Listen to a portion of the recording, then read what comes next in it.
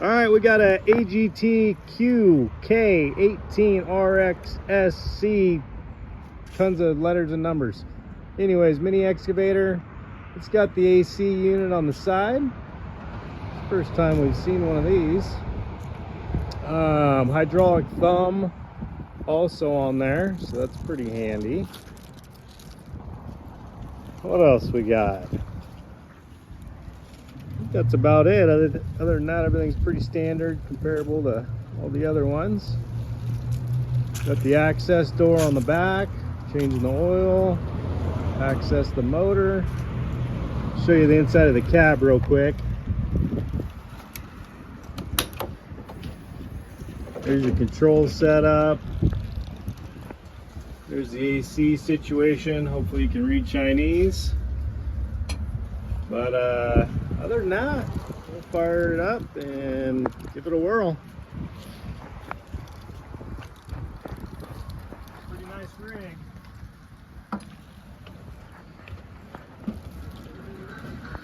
Yeah.